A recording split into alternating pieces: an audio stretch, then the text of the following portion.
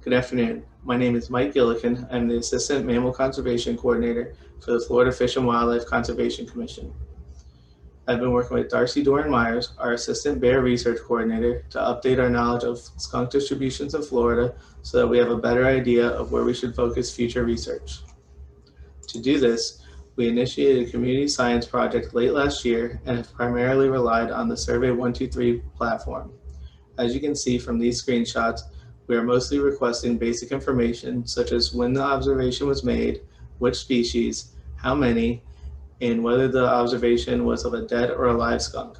And in the case where a spotted skunk and dead are selected, a text box will appear requesting the observer notify FWC so that the specimen can be collected.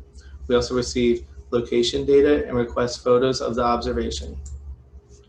To promote our survey, we mainly use social media posts and flyers distributed to wildlife management areas and state parks throughout Florida. In total, we have received over 800 skunk observations, including 273 eastern spotted skunk observations and 450 observations of striped skunks. And as an additional benefit from this project, we have been able to better inform the public about wildlife in Florida. A similar observation project was conducted in 2002, which mainly relied on soliciting observations through targeted mailings and emails. We're using these results from this project as a course baseline to see if skunk distributions may have changed in the past 20 years. From the 2002 project, you can see that many of the observations were from the southern and central part of the state. Here you can see a map of the observation data from our current project. While we are not implying any sort of abundance and these observations have not yet been thoroughly vetted, you can see that, like the 2002 project, we have received a higher quantity of observations in the coastal areas of South and Central Florida relative to the rest of the state. We are also requesting observations of striped skunks.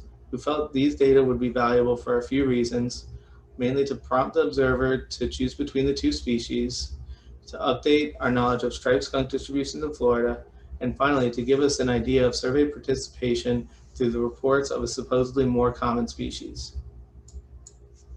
With these three maps together, you can more easily see how things appear to have changed over time and how the observations are differing between the two species. A couple things you may notice is that at this time, we appear to be receiving fewer observations of spotted skunks in the central part of the state compared to the 2002 survey.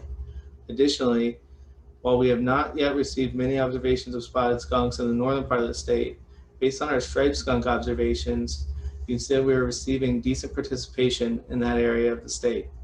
We plan to continue collecting observations until at least the end of this year. And with that, I think we can take a couple of questions. Thank you.